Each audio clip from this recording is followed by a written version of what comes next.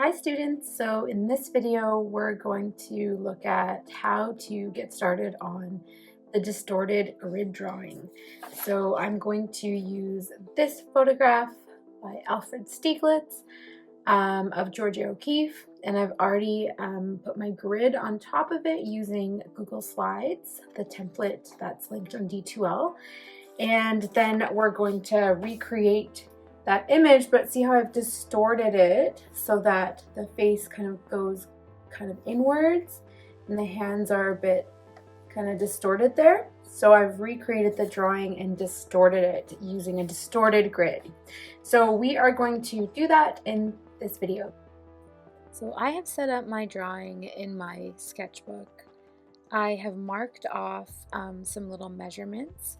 My grid on my photo, so I'll show you here, was 1, 2, 3, 4, 5, 6, 7, 8 down, and 1, 2, 3, 4, 5, 6, 7 across. So I want to make sure that my dimensions of my grid actually match. Even though I'm going to be distorting my grid, they still need to match up. So I am going to now continue to do some more of those little tick marks, matching up so I can match up the top and the bottom line. So I'm at every inch, it worked out so that it was 7 inches by 8 inches. At every inch, I'm putting a little pencil tick mark. And then I'm going to do the same thing on my other side, the lengthwise side. So now this side I'm going to have 8 tick marks. So there's 8 inches. And it just worked out that my grid was exactly the same size. So you'll want to make sure the same for you.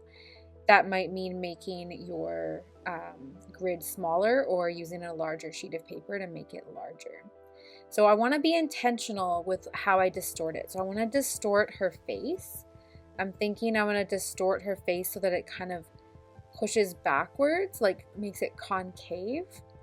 I was thinking of doing like a fisheye type effect, but then I thought it might be kind of interesting to kind of try this concave effect. So that means I need to curve my lines and make them go in sort of a concave shape. So I'm now just going to draw my distorted grid. You can do your distorted grid any way you like, but you want to try to consider the original image and kind of what would look interesting with that image, right? So don't just randomly distort your grid. Try to be intentional with it. So I matched up the top tick mark with the bottom tick mark for every line, but I curved the lines and made them distorted. So now I'm going to try to kind of pull the head shape sort of like upwards and like do a slight little bulging effect maybe. So I was just counting there to make sure that I aligned my lines with the same tick mark across. So there's my kind of like more bulging effect there in the middle. I don't think that'll just bulge the space in between her hands and her eye. So I want to do kind of like a little wave for the fingers, sort of to see if the fingers will distort in like a wave motion. So now I need to erase the grid slightly. It's just a little bit too dark. So I'm just going to gently erase it, and I'll probably speed up this part of the video. Just remember to be intentional with how you place your distortion in your grid. That is kind of like the difference between a developing versus a proficient and an exemplary, right? Proficient and exemplary are intentional with the distortion, with exemplary having it like work out exactly how you hoped. Okay, I'm gonna speed up the video now. Alright, so now I'm going to start toning my paper. So when we did our reductive charcoal drawing, we toned our paper using charcoal. I am now using my graphite pencil to tone my paper. I'm just using an HB to kind of create a medium gray tone. If I were to use something like loose graphite powder, this would work a lot more quickly. You can kind of just rub the powder all over your paper. I have like a little cloth inside of here that I use to spread the graphite. But if you don't have that, you can just use your pencil and kind of use it on the edge. And I've also got a graphite stick that might be a bit quicker. So I'm going to tone my whole paper. I'm trying not to have all of those kind of like spaces in between my lines. I'm going to try for a really uniform gray. So let's speed up the video to do that. All right, I used a paper towel to kind of create a little bit more of a uniform gray, and I'm still not, it's not perfect, but I wanted to do this video so that the elapsed time of drawing was about 45 minutes to an hour, so that you could kind of see where it could be in about an hour. You should spend probably more than that to make it kind of really nicely blended and really have a lot of the layers built up.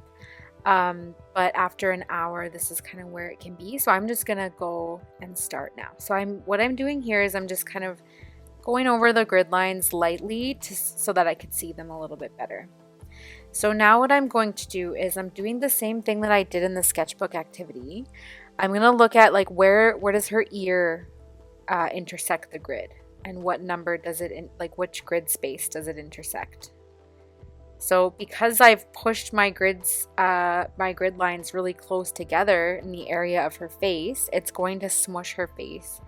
And so her ear would normally be a lot larger than what I'm drawing it, but it's only meant to take up one square. And so that's kind of what I'm just going to pay attention to wherever things intersect the grid. I'm also paying attention to values. So I'm looking at inside the ear there's a dark value. So I'm kind of, instead of just using lines to describe the photograph, I'm going to focus on using value right off from the beginning rather than doing a full line drawing. I'm going to make sure I build those values in right away to make sure that I include them, because this is meant to be a full scale value drawing. So I'm seeing that little shadow under her ear, and that's meant to take up just a tiny little space in the box below the ear. And so I'm just kind of filling in lines and shapes and values where I can see them, where they intersect the grid.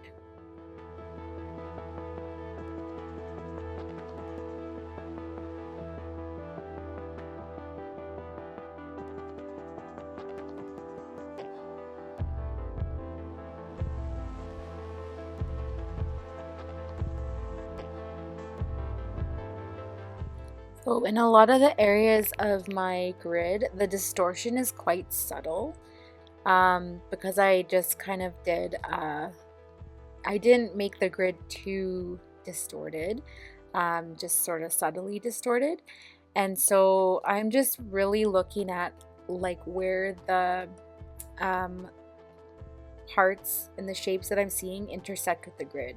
So with the arm here, although it looks pretty normal, it is kind of slightly distorted and stretched out. And I'm kind of just noticing, I'm kind of just working like throughout the whole piece.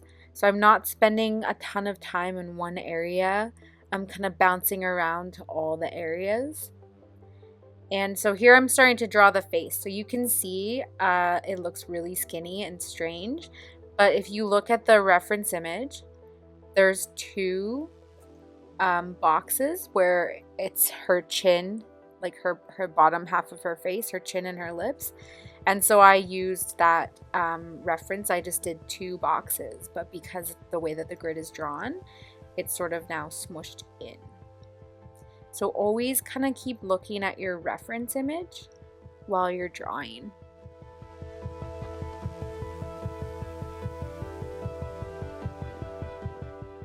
Another tip that I have is to use your different pencils. So I'm kind of switching in between with my HB pencil. I'm just kind of using my HB pencil to do some of the outlining and the like medium values here, but I'm gonna switch to a 6B and a 4B because my my reference image is mostly dark values. So once I've kind of got everything blocked in, mainly my job here is to kind of block in those dark values. And so make sure you're using the appropriate pencil to do that if you have it. The other thing is that in the assignment criteria, it does talk about maybe not using an image, a reference image that has such large areas, large flat areas of value. I felt that this amount of flat value would be okay, but it was a lot of just kind of shading in the boxes. And so if you want kind of more of a challenge, go for something that doesn't have as many flat layers of value. So now I'm using the grid to help me to find where the dark and light values are. So if I notice like on her cheek there's kind of a highlight, I can look at the boxes and see where that's meant to be, and I can place it accordingly on my boxes. I also can use my eraser just to build some of those light highlights. Even though they really aren't there in the reference image, it will be helpful to have them in my drawing just so that I have a full range. So you can see when I use my 8B pencil, it's really dark in comparison to like the HB background. All right, I'm going to start with a time lapse here. So remember, this is a 45-minute to an hour drawing, and I'm condensing it down just to a short video. All right, so I'm just continuing to build up the values, going kind of from the middle gray that I have in my background to layer up darker and darker. And in the hands section, I'm trying to really look at the values that I see rather than using lines to kind of outline the hands. Especially hands are difficult to draw in the best of times. When I'm trying to distort them, that creates even more difficulty. And then also, if you'll notice that I'm kind of using hatch marks to shade my drawing, cross-hatching and hatching. And eventually I want to kind of have those marks a little bit less noticeable. I don't want them, they're kind of flattening my work right now. So that was kind of like, kind of just getting everything blocked in and getting those values in place, getting everything there, like where it should be, proportions correct, and distortions correct and everything like that. Now what I'm doing is I'm just gonna carefully go in and I'm gonna look with a little bit more detail and be a little bit more discerning. And I'm gonna try to blend my values a bit better and kind of take those hatch marks down a little bit so that they're not flattening my work.